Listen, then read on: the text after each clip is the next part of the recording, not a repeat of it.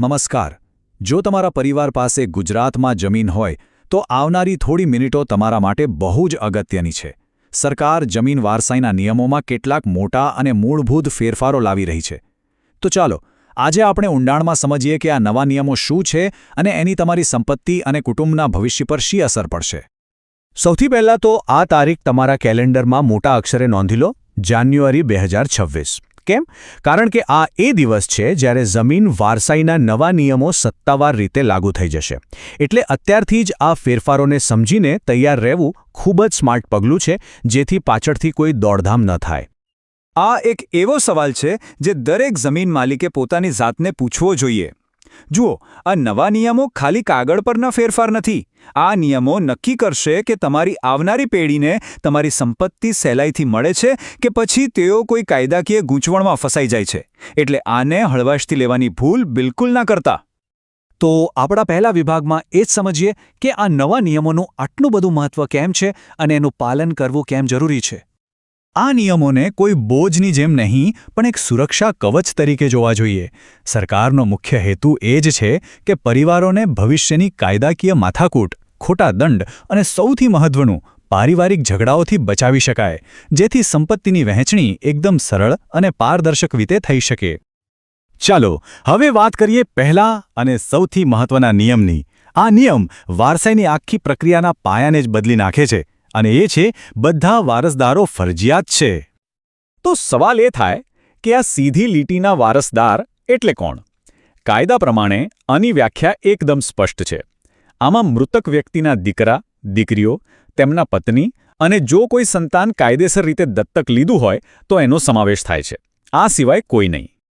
હવે જુઓ કે આનાથી કેટલો મોટો ફેરફાર આવે છે. પહેલાં શું થતું હતું? ઘણીવાર દીકરીઓના નામને અવગણવામાં આવતા હતા. પણ હવે જાન્યુઆરી 2026 પછી એવું બિલકુલ નહીં ચાલે. બધા જ સીધી લીટીના વારસદારોનું નામ ઉમેરવું ફરજિયાત છે. અને સૌથી મોટી વાત, દીકરીઓનો હક હવે કાયદાકીય રીતે દીકરા બરાબર જ ગણાશે. આ માત્ર કાયદાકીય નહીં પણ એક મોટો સામાજિક સુધારો છે. આ વાક્ય બહુ ઊંડી વાત કહે છે. આ નિયમ એક એવા કવચ જેવો છે જે ખાતરી આપે છે કે કોઈ પણ કાયદેસર વારસદારને, પછી એ દીકરો હોય, દીકરી હોય કે પત્ની, એમના હકથી કોઈ વંચિત ન રાખી શકે. આનો સીધો મતલબ એ છે કે ભાઈ બહેનો અને પરિવાર વચ્ચે મિલકતને લઈને જે ઝઘડા થતા હતા એને મૂળમાંથી જ રોકવાનો આ એક પ્રયાસ છે. તો આખી પ્રક્રિયા કામ કઈ રીતે કરશે? જુઓ, બહુ જ સિમ્પલ છે. સૌથી પહેલું અને ફરજિયાત પગલું છે બધા જ વારસદારોના નામ સરકારી રેકોર્ડમાં નોંધાવવા. એકવાર બધાના નામ દાખલ થઈ જાય ત્યાર પછી જ પરિવારના સભ્યો આપસી સમજૂતીથી કોઈના હકમાં ફેરફાર કરી શકે છે અથવા કોઈ પોતાનો હક જતો કરી શકે છે. પણ યાદ રાખજો, શરૂઆત તો બધાના નામ ઉમેરવાથી જ થશે. ચાલો હવે આગળ વધીએ અને વાત કરીએ નિયમ નંબર 2 અને 3ની, જે જમીનના પ્રકાર અને તેના પર ચાલતી લોન જેવા વ્યવહારુ અને નાણાકીય પાસાઓ સાથે જોડાયેલા છે.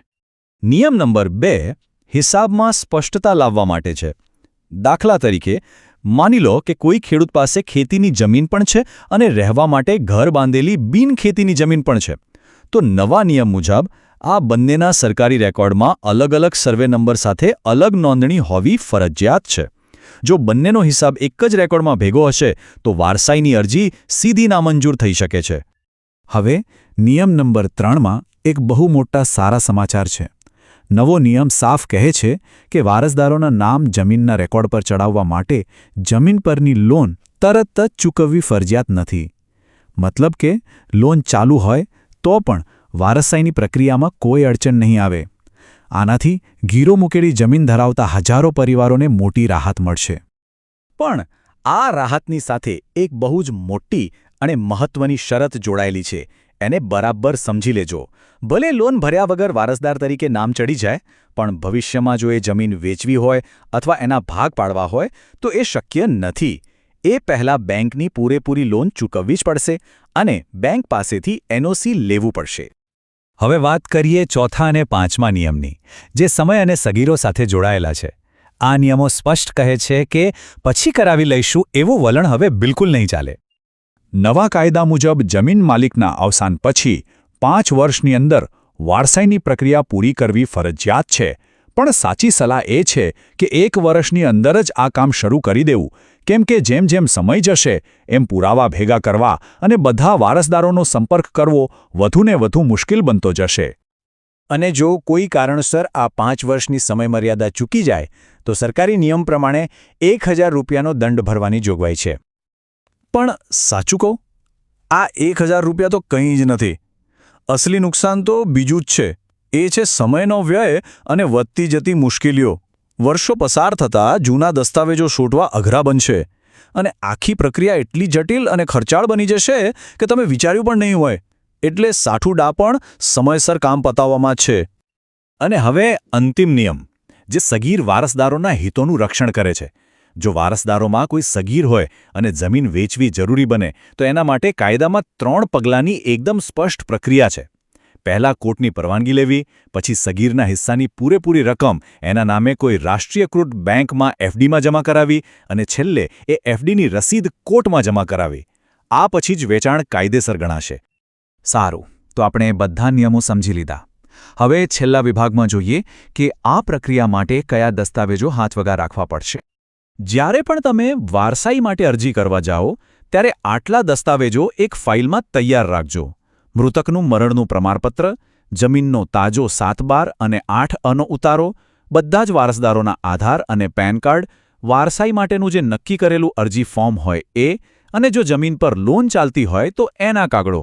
આ સમગ્ર વિશ્લેષણના અંતમાં એક વાત ખાસ યાદ રાખજો. આ નિયમોને માત્ર કાયદાકીય ફરજ તરીકે ન જોશો.